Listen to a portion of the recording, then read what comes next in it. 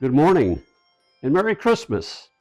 I am Kenny Dickson, the senior pastor at King of Glory Lutheran Church in Dallas. And on behalf of my family, Michelle, Andrew, Madeline, and Bronte here, I want to wish you a Merry Christmas. Merry Christmas morning or afternoon or evening or maybe a day or two after, whenever you're seeing this video. Merry Christmas.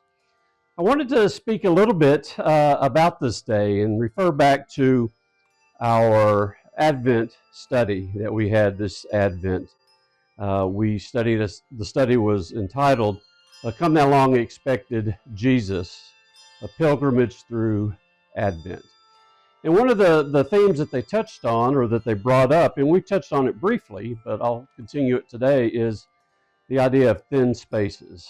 And each week they mentioned in the book a thin space. Thin spaces be where you can feel closer to someone or closer to something. In this case, the Holy Land, Jerusalem, Bethlehem, they were opportunities or places when many people feel closer to God. And I thought about that. I don't know. I think God is with us all the time, in anywhere we are. And anywhere can be a thin space.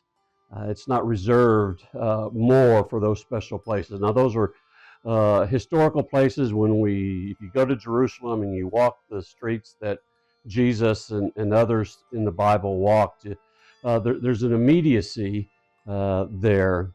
But the reality is God is with us always, in just the same ways. I think those thin spaces or thin places in time are because it allows us to focus and to focus our attention and thoughts in our presence with a God who is always present with us. I have some thin spaces. I'm sitting in one. A couple of years ago, I talked about this. This is the official word that we used in my family is a sedalia, which is an architectural term for a seat in a church where those who are participating, presiding, preaching would sit. Some might call it the preacher's pew. Doesn't really matter. This was where the preacher sat in my home church before it was remodeled. This was directly behind the pulpit.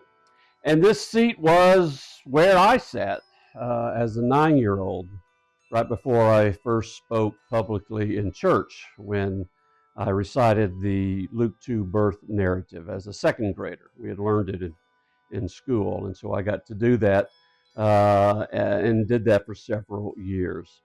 And when I was in that, for that service, I sat in this seat. My dad sat here, and the senior pastor at the time was sitting where Bronte now sits. And so every time I take time to sit here and to be here, I do feel closer to that experience, closer to my father and Bill Dickson, the senior pastor, who was a bit of a surrogate grandfather. Feel closer to that time and to that experience.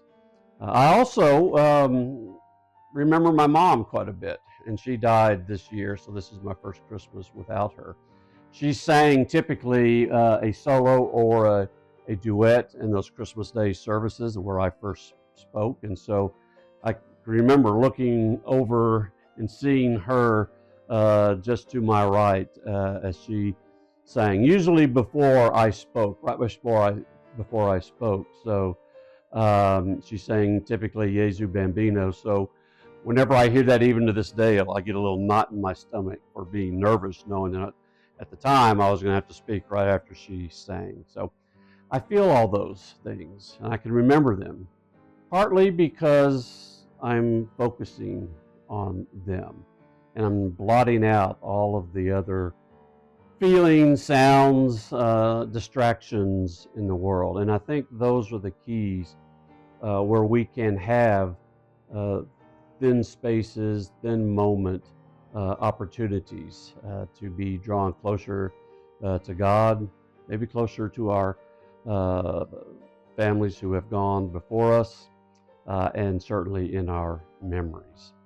And so part of my thin space for Christmas is very much the Luke 2 narrative, verses 8 through 16, and hearing that and being able to recite that as a part of worship and as a part of memory of my Christmases in the past.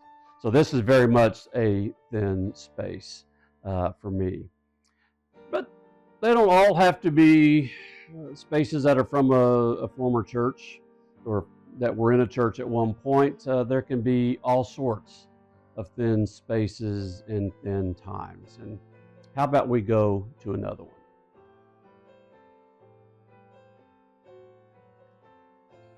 Here's another thin space that may look more familiar to you. Maybe you have a thin space that looks like this around your Christmas tree, where you set up your tree, open your presents, be with family, and feel closer to one another and feel closer to God as you relive the sharing of gifts, which replicate the greatest gift that has ever been shared, the gift of Jesus Christ by God.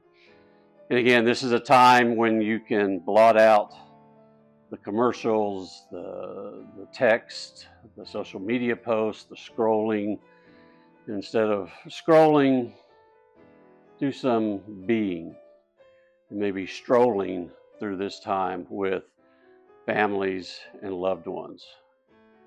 And hopefully maybe you can do that with family and loved ones who are not here. Yes, maybe those who are in another city that you can call and connect with, but also especially those that have gone on and are now celebrating daily with God, face to face in God's kingdom.